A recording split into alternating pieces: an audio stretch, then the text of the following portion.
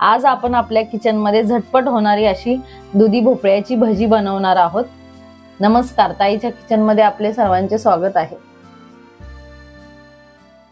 दुधी भोपळ्याची भजी बनवण्यासाठी आपण एक दुधी घेतलेला आहे। जवळपास तो 400 ते 500 ग्रॅम असेल आणि त्याचे मी 2 भाग करून घेतलेले आहेत। आता आपल्याला त्याची साल काढून किसून घ्यायचं आहे।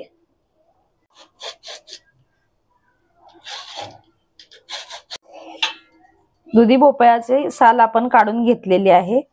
आता त्यातल्या जर बिया जून असतील तर त्या आपल्याला काढून टाकायच्या आहेत।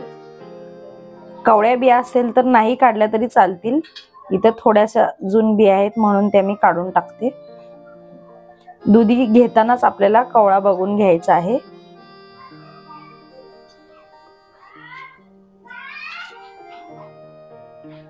दुधीची साल काढून बिया काढून झालेल्या आहेत। आता आपण दुधी किसून घेऊया।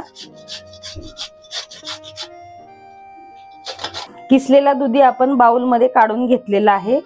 2 कप दुधी भरलेला आहे। दुधी आपण ऐन वेळेला भजी करायच्या वेळेलाच किसायचा आहे, कारण दुधी आधी किसून ठेवला तर काळा पडतो।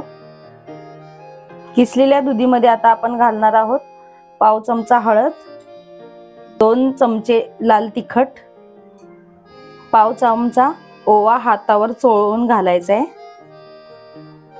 2 चमचे तांदळाचं पीठ, चवीनुसार मीठ घालायचं आहे। आणि आता आपण हे 1 वाटी बेसन घेतलेलं आहे, त्यातलं थोडं थोडं बेसन ऍड करायचं आहे आणि मिक्स करून घ्यायचं। आपल्याला भाज्याचं बॅटर बनवताना अजिबात पाण्याचा वापर करायचा नाहीये, कारण दुधीला भरपूर पाणी असतं, त्याच्यातच आपल्याला हे पीठ भिजवायचं आहे।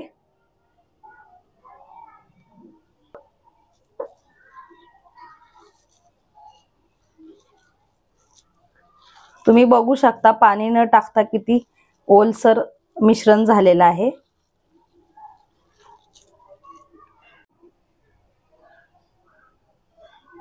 जवळपास 1 वाटी बेसन आपण वापरलेला आहे। मी लाल तिखट टाकले, तुम्ही हिरवी मिरची बारीक करून टाकू शकता। बॅटर आपलं बनवून तयार झालेलं आहे। आता आपण भजी बनवायला घेऊयात।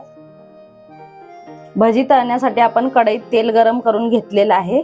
तेल गरम करून झाल्यावर गॅस कमी करायचा आहे आणि आपल्याला भजी तेलात सोडायची आहे।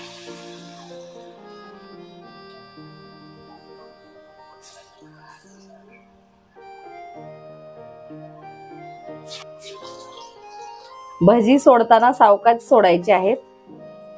दुधी भोपळा म्हटलं की सगळीच नाकं मुरडतात, म्हणूनच मी असं काही ना काही बनवून खायला घालत असते आमच्या घरातल्यांना। तुम्ही पण ही भजी नक्की बनवून बघा आणि तुमच्या घरातल्यांना आवडली की नाही ते मला कमेंट करून सांगा। आपल्या चॅनलवर दुधी भोपळ्याची खीर, दुधी भोपळ्याचा हलवा ह्या पण रेसिपी आहेत, तुम्ही जाऊन चॅनलवर चेक करू शकता।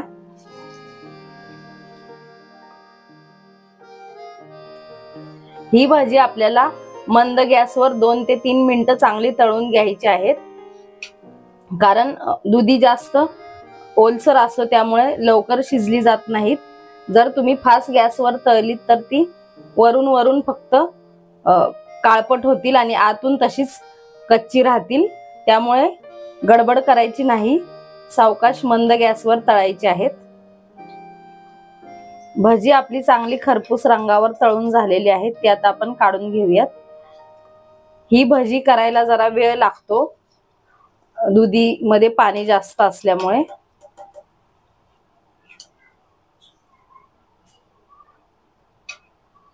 ही नेहमीपेक्षा वेगळी असलेली दुधी भोपळ्याची भजीची रेसिपी तुम्हाला आवडली असेल तर लाईक करा, जास्तीत जास्त शेअर करा आणि चॅनलवर नवीन असाल तर चॅनलला सबस्क्राईब करायला विसरू नका।